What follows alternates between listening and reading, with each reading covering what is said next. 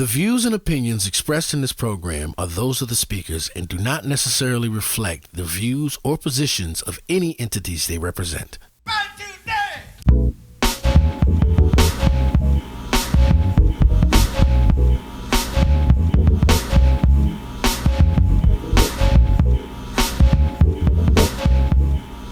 What's up, y'all? This is Nigel Hall. I'm Derek Freeman. And this is the Shadow People, episode 15.2, because this is the second part of the DJ Jazzy Jeff interview. We had him come in and hang out with us, and he gave us a lot of knowledge that we couldn't just put in just one episode. We had to split it up into two episodes. And, we're very grateful to have someone like him on our show, and we send him another thank you. I hope y'all enjoy this because he's talking to you. It's true. He talking to me. He talking to us, but he talking to you too. You know. But look, before we get into that, I just want to give a special shout out to New Orleans Saints fans. We got such a gift. Over the weekend, we found out that Derek Carr, our dislocated quarterback, is retired. Thank you. Fuck out, bro. Thank you, sir. It has been. And I would like to note that the last play of his career was him trying to jump over another person. Please like he was play a real that athlete. clip. Right? Please play that clip first before we play anything. We probably can't afford it, but y'all just go look it up. Yeah, Derek Carr's last play is him trying to jump over somebody like he's Saquon Barkley, breaking his hand, dislocating his shoulder, and now you're done. That's so crazy, man. We never loved you. Sorry, buddy. You know one thing that we tried. You know one thing my wife said too that was about Derek Carr was the fact that, people like Cam, they in the community. Alvin Kamara, he's in the community. He's doing shit for the community. Shit, even old players. Right. Malcolm Jenkins and all. Yeah, Malcolm Jenkins and who was the kicker? The punter? Yeah. Morstead. Yeah, Morstead. Exactly. Yeah, you know what I'm saying? Like, these are all people that were doing something. Drew Brees. Even Drew Brees. Yeah, exactly. Drew Brees was in the community and he was doing things for the community, and he hung out with us, and he let people know that he was in here. Right. We ain't never seen Derek Carr. That's because we don't work at Chipotle. They saw him a bunch. Jersey Mike's. Some shit. Jersey Mike's, right. Yeah, But we never saw him. The only time we saw him was on Sunday throwing picks. So, good riddance. And enjoy your retirement. But piece of shit. I was already pissed about him about the draft, but now I'm like, see, this is why I'm not gonna get back into it. Y'all already know how I feel. This is some crazy shit. Anyway. Move on. Maybe we'll get Aaron Rodgers for a year. That'll be fun. Yeah. For real. So check out this next episode and this next part of the DJ Jazzy Jeff interview.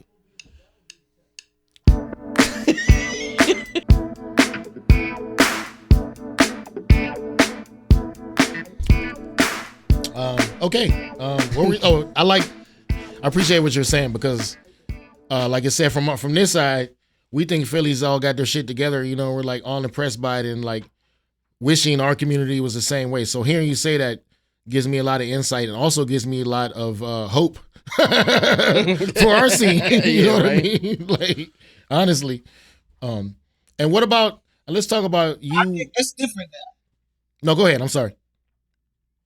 No, I was saying I think it's different now. Yeah. Because I think everybody's in the same boat right now. Yeah. True. Yeah. You know what I mean? Like I think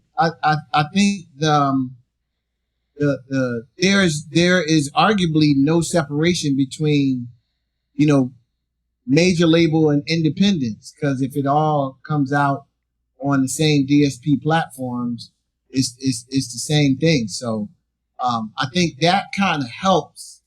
And technology has changed so much, I mean, we making great albums in the house now. Right. Yeah. I like the fact that, to me, I feel like it's coming back to not where you did it, but is your shit good? For sure. I mean, like with me, like I have, I got the shack in the back, Nigel Studios, and I know enough to record something, and I know when it's good, And That's another thing I remember from coming down there one night is we were talking, and you're like, bro, you are a musician, you write songs, you can sit there and mix it, and you can go and do a DJ set and play your shit. Yeah. That night. That's it. And it's one stop. You know what I'm saying? You make the shit and then you can go out and play it. So I think that with us, we always bring up the Billie Eilish thing about how she made that fucking record in her bedroom and won 5 Grammys with it. You know what I'm saying? Not that making a record or making anything with the goal of winning a Grammy should be the thing, because that's just not it. All of the greatest records, were that won Grammys. That probably wasn't on at least the artist's mind when they was making it. Right. So go out and just do the thing you know how to do. And another thing was, ain't nobody worried about how much compression you put on the mix. You know what I'm saying? They just don't get me started. Look, don't give me amen. Is that triggering to you or something? Listen, man, I have a motto. I don't know a 16-year-old girl who ever said, I don't like the mix. She said, I don't like the record. Right, that's true. Right. So mixing, mastering, all the rest of this stuff, there's a side of that is done for your peers. Right. That's because the people who love your music don't care about that shit. They're not talking about the compression or the hum or the diss, And I know I get argued a lot by engineers. So much of this stuff to me is a scam, because I've been a part of the scam, and I've kind of seen, behind the curtain. Like I said, it's Steve McKeever giving me the ability to mix Jill's record and it coming out and winning awards under a fake engineer's name. You gotta tell a story about that too. Nope. All right, then. Moving on. But let's just understand that I mixed Jill Scott's record. Got it. I ended up calling a good friend of mine, Sir Beginia, who's a world-class engineer, and he came in just to make sure that I didn't go off balance. He wanted to make sure, okay, I'm gonna keep your lows good. I'm going to keep your mids good, keep your highs good. And I only needed that one time. Once he showed that, then I was like, okay, I got it from here. But it was like, that was the first peek behind the curtain. And then, like you said, what I realized during the pandemic is I'm in here making music, and my streaming setup is right next to the studio. So I'm making music. And one day I was like, yo, I think I want to play this today. So I mixed it and, got it sounding good. And all I did was I played it next to something else that was out. And I didn't want the bass to be more than it was. I didn't want the mids to be more than it was, or the highs. I wanted it to fit. And once I got it to fit, I played it. And no one said anything. No one said, oh, man, we got comments about, hey, what is this? I tried to Shazam it and couldn't find it. But no one said anything because you couldn't tell a difference in the sound quality. And then I paused and I said, wait a minute. So I just put a mix on this and sent it over to my DJ computer. I didn't master it. I said, oh, man, that I get it. Do you understand that mastering was pretty much done for albums? Mastering was done so that your first song kind of matches your second song. Your second song matches your third song. I remember mastering Jill's album. Herb Power said, bring in something that you really like the way that it sounds. And I brought it in and he played it and he dumped it into this machine. And then when we got to the first Jill record, he kind of made sure that the bass was good, the highs, a little bit of compression, but he kept A-B'ing it to the song that I brought in. That sonically, it was on par. And then he dumped the first song. And then when he pulled up the second song, he A-B'd it with the first song. And that's how he basically made sure that the album was cohesive. But I'm saying if the mastering process was to make sure that the first song and the second song was on par, why are we mastering singles? Right. What are we mastering that again? A scam, like you said. That's a scam. But I'm sitting here because it's a money grab for the quote unquote industry. Uh-huh. You're paying an engineer, you're paying a mastering guy, which I'm sitting there so his job is to basically tighten up what the engineer did. Well, what the fuck I need the engineer for? Right. If I got an engineer, that's the accountant, and you need an accountant to watch the accountant. Right, exactly. I'm but I'm watching all of this. But through all of this, what I'm doing, I'm using my ears. I'm listening to this record that's out, that's mixed and mastered, to what I just did, and there's no sonic difference. There's no sonic difference that me, who I consider have a trained ear, can tell. So you think that 16-year-old girl can tell? Right. I was like, man, that's some bullshit. Right. Now let me ask you something. That is to say, only if you want to do it. Right. Only if you want to do it. Because I know a lot of producers that's like, hey man, I want to make the music and I want somebody else to get the sound. I'm all for that. But what I always tell people is if you care, if you can make your stuff sound 70% the way that you want, and you care, learn the 30. Right. Learn the 30. Right. My question was to you because I've been fortunate. I've seen you DJ several times in my life, and in huge arenas. And also, I think one time I saw you at the APT in New York. It's around 2005, I think. And I think there was maybe 20 people there.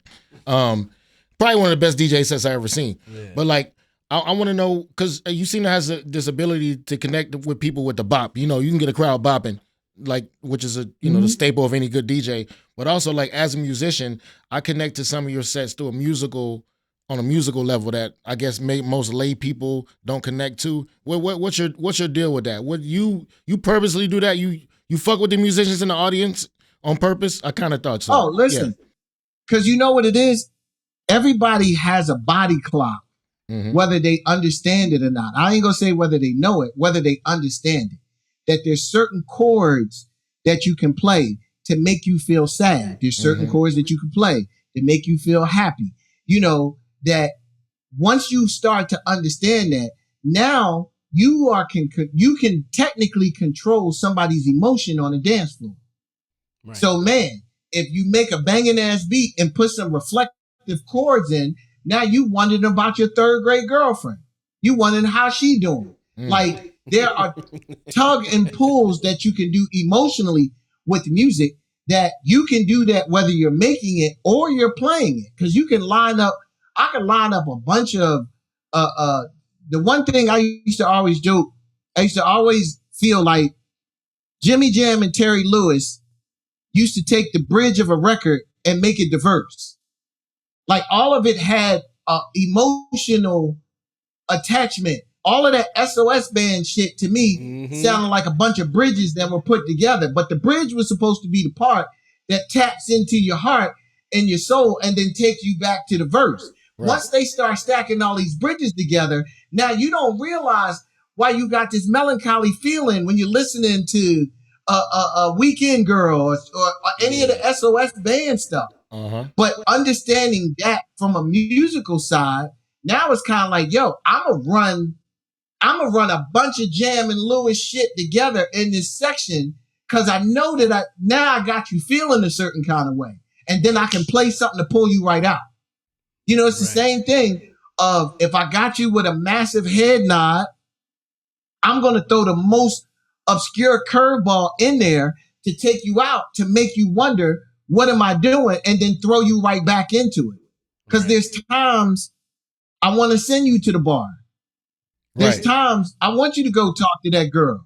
People used to always think that a DJ set needs to be on 10 for 2 hours. People can't take that. Yeah. Right. A proper DJ set is like a plane ride. That shit needs to be a taxi, a takeoff, a cruise, a descent, and a landing.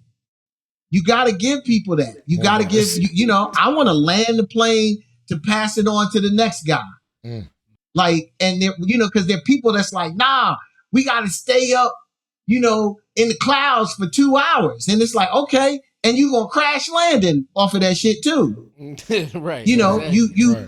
You want to tap into that emotional body clock that everybody has that they don't know about. Exactly.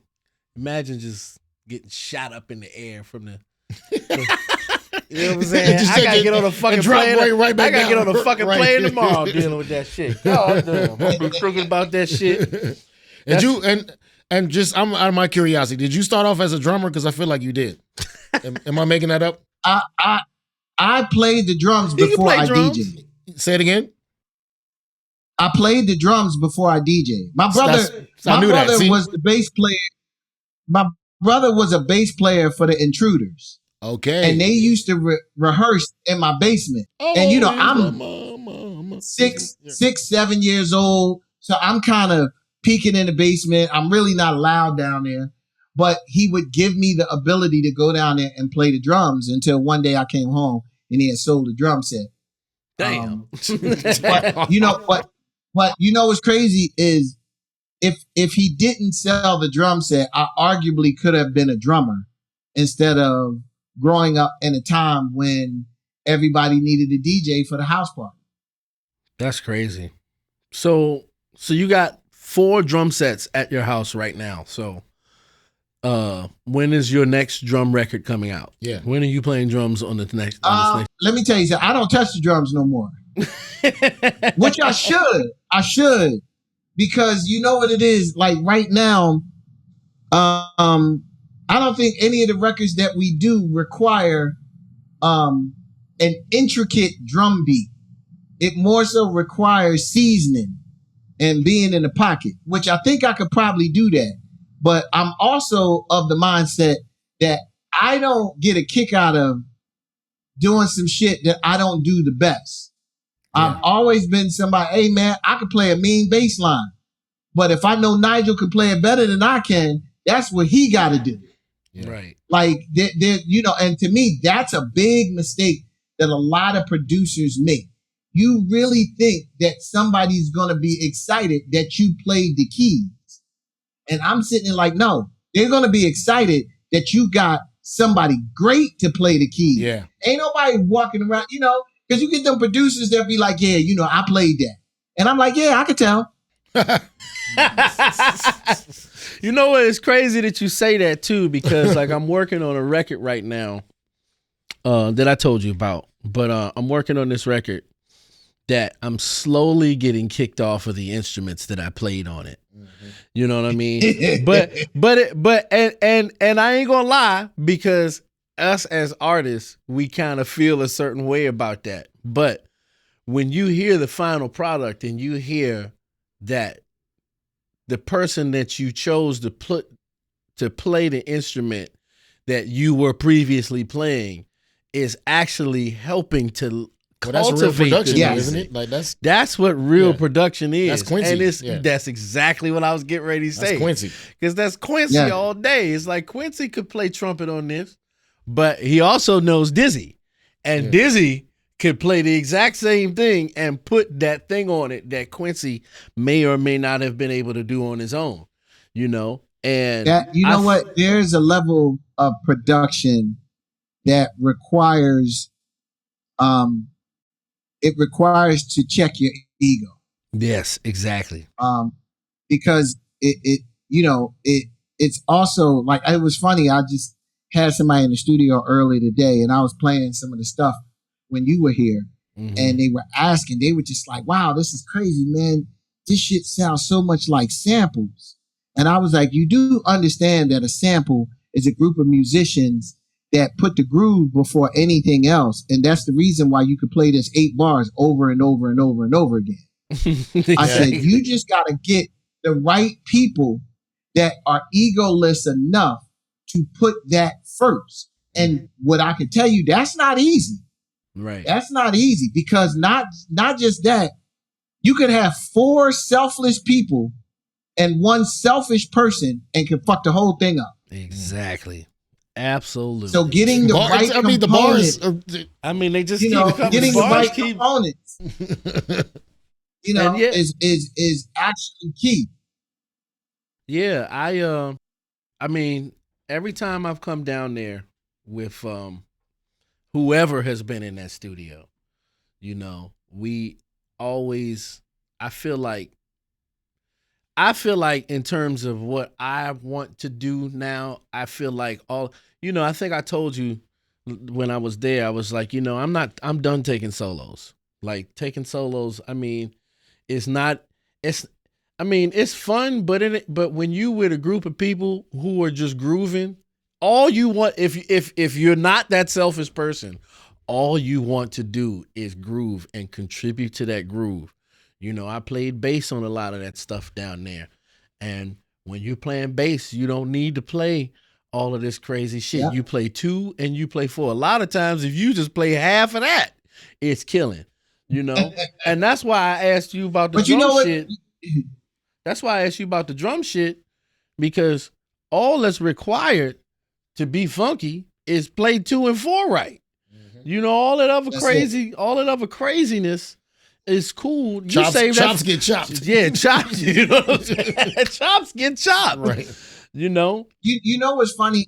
I used to always have this feeling, and I'm not gonna say who I was talking about, but there's a particular singer that I know that say it. I've always felt like you sing on a record and you perform at a show. Mm. And a lot of the vocalists that I know that sing, or let me correct it. A lot of the vocalists I feel that perform on records, performing on a record to me is like a yellow suit. The first time you see Nigel in a yellow suit, Nigel is the flyest human being there. Mm. When Nigel comes in with that yellow suit the second time, he that dude with that yellow suit again. Yeah. Uh-huh. Right. I always felt like there's a level of a performance that needs to be done on a record. You don't need to go crazy. So what you talking about, the solos very much has its place at a live show. Exactly. It might not have its place on records as much as it did, unless you're doing a straight ahead jazz record. Right. Or a Steely Dan record. Right, or a Steely Dan record where you record 900 which is kind of a solos. jazz record. and you record 900 solos, and then you listen to all of them, and then you choose the first one. You're like, nah. Right. I like the second one. The second one. You're cleaning up the studio. All of the tape is on the floor. It's like, nope, that one right there. And you still fire like 17 people trying to find the right solos. That's so crazy. Talk about what you got going on. Do you have what are the things that you have going on right now that you can talk about that you are most excited about? Other than the next time I come down there. I am probably more excited that I feel like I am making everything that I ever wanted to make. Without any inhibition. You know from being here, we don't ever really throw darts at a target. We just start playing, and whatever comes out will have a place in the world. Right. I don't really like saying, oh man, well, we're gonna make something 110 BPMs and it needs to be. It's kind of like, let it come out and let's see what especially when you have the right people in. Let it come out and let's see where it lands. I think the thing that I'm more confused about is I am not in the best headspace of knowing how to get this stuff out today. I don't think any of us are, though. No, I know. We all like, but I feel like, you know, you got a studio in your house that you're recording some amazing stuff. I got a studio here that we're recording amazing stuff. That's not what the problem we have now. Now the problem is like, okay, so how do we get this shit to the people? Right, exactly. But what I do realize is I feel like that's going to work itself out. It can't work itself out if we don't have any music. That's true. So I'm kind of like, I'm not tripping about stockpiling all of this music up because this isn't me saying I'm hoarding it. I'm saying, you know what? This shit is going to get so crazy that somebody's going to figure out the best method of you getting it into the hands of the people that would enjoy it. And that's when the flood is going to come. But I do feel like, you know, I'm sensing a lot of frustration in a lot of creatives about the same thing, because now what's happening, I don't feel somebody like Beyonce has this extreme advantage over you when it comes down to putting out music. Right. It all comes out on the same platform. You know, it's just Beyonce has a bigger fan base than you. Right. So I'm just of the mindset that but that ain't got, you know, she get you know that doesn't help her with the fan base. You know, right. she already she acquired that. Right, exactly. You know, she acquired the fan base, which is a whole other thing that I'm sitting there like, what I don't like about social media, that I thought it was really slick that you gave us a platform and told us to invite all our friends to the party. And then once we ended up with 200 million friends, you said, hold up, they got to pay me to get to your party now, even though I'm only here because of you.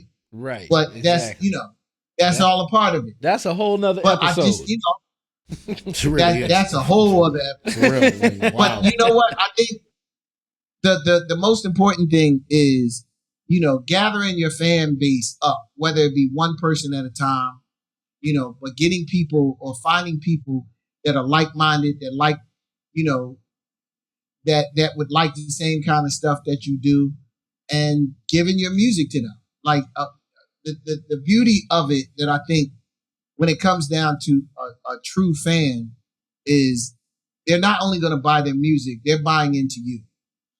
They like what you're talking about. They like what you're wearing.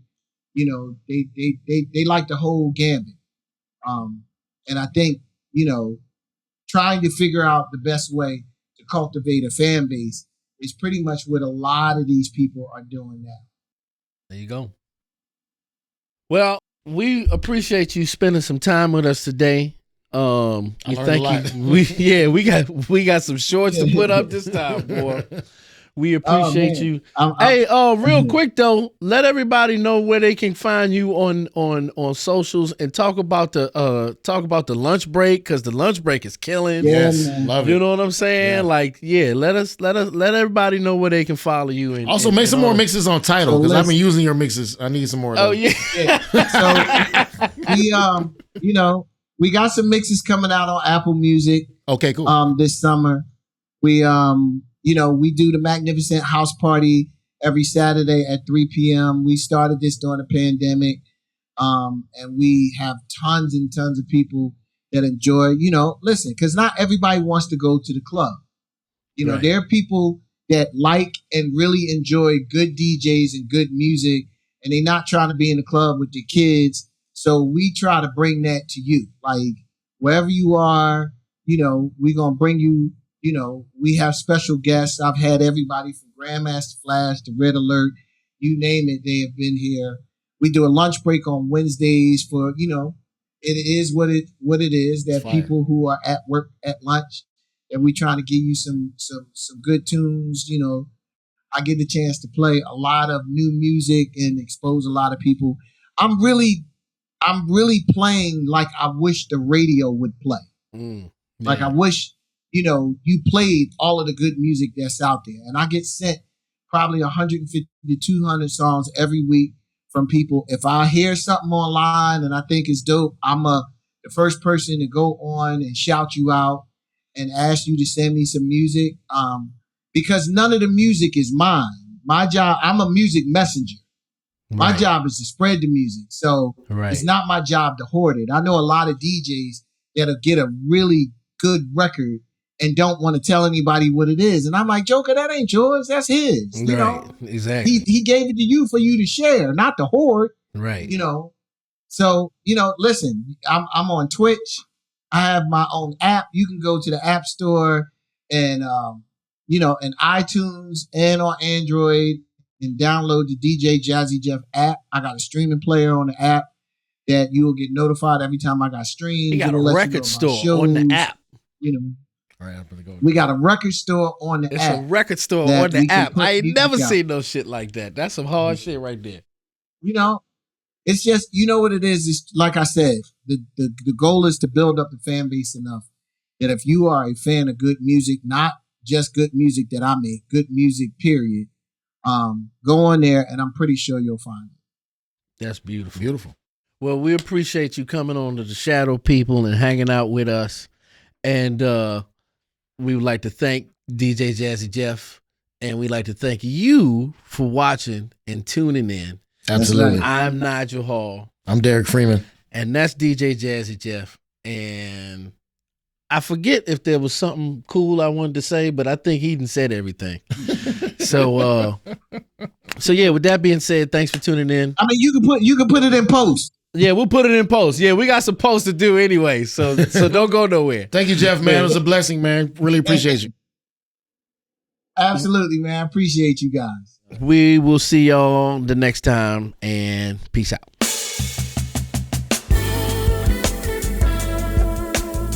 Shit. Woo! That was deep. That was really deep. Wow. I'm You know what? A lot of what he said confirms the fact that I am not as crazy as you've been on it, dude. I'm telling you, man. Like, when he mentioned that competition thing, man, it's important to just make your art. And you know what? There are a lot of times where I sit in the back of my studio and I'll be making something, regardless of whatever it is. I'll just be back there bullshitting sometimes, making some silly shit. Yeah. Even though, it's making me laugh sometimes. Like, I'll be back there making some real bullshit. But if it's making me laugh, then I'm sure it's going to make somebody else laugh. So why not let people hear it? Why not? I did a whole record. I shared it with him. I did a whole record of all my favorite songs from soundtracks. And it just made me feel good that somebody cared enough to play these songs again and make them or update them so for this next generation. You know what I'm saying? Because music is powerful. Art is powerful, and it just really, hearing him say that, and I've heard him say it before, but hearing him say that and stand true on that really makes me feel good as an artist and makes me feel good in doing what the fuck I'm doing. You know what I'm saying? And a lot of people make that. I go through so much because I just really feel like, damn, am I really crazy for thinking this way? Am I really, is something wrong with what I'm doing? And to know that I'm not at least the only crazy one in the world means that there's a market for us crazy people. So, you know what I'm saying? That really makes me feel good. And I really hope that you, the listener, took heed to some of this in whatever it is that you do, in whatever type of art that you make, and whatever type of expression that you are trying to give to the world. Don't be afraid to do what it is that you're doing. And don't be afraid to have a stockpile of shit so that you have something to put out into the world, because a lot of us make things and just put it out, and then you ain't got nothing. Then you got to start all over again with nothing, Stockpiling is an interesting way to put that. Exactly. Stockpiling, but still put it out. Don't hoard it. Don't hoard it. Don't die empty. Like when he said that, it really did something to my spirit when he was just like, yo, man, like you were going, when he said the shit about the graveyard, bro, and that happens out of his retreats. And like a lot of people, you know, he has these producer retreats where he invites a ton of people just to his house and to his studio. And, you know, they just all build on, you know, and he has these people come and talk and, you know, and then they all get together and make music, and it's very interactive. And I've yet to go to one because I'm always doing something, but I'm really, really trying my hardest to get down there so that I can experience some of it. But I've been down to the studio many times before, and a lot of, and I can imagine that it's like that, but just like with, you know, thousands of, not thousands, but just like a lot of other people just working at a high level. So, but you know, just based on obviously all the shit that he's put out over the last 30, 40 years, just the music, but also just talking to him and looking at his studio, like the vintage equipment and all that. It's just like, it's important for, especially DJs. But it's important for DJs to understand that, you know, be an artist, be a musician. You know what I'm saying? Try to invoke feelings. It makes you better at your craft, you know, because anybody can buy equipment and push buttons, you know what I'm saying? But we need to make sure that's why I appreciate Jeff and a lot of people of his ilk, because a lot of them are disrespected too by other musicians, especially jazz musicians, you know, not us because we dabble in everything, right? You know, but it's important. You see the artistry, you see the musicianship, you hear it through all his songs, but then you see it. This motherfucker's working. He's not up here just, you know what I'm saying, beat matching and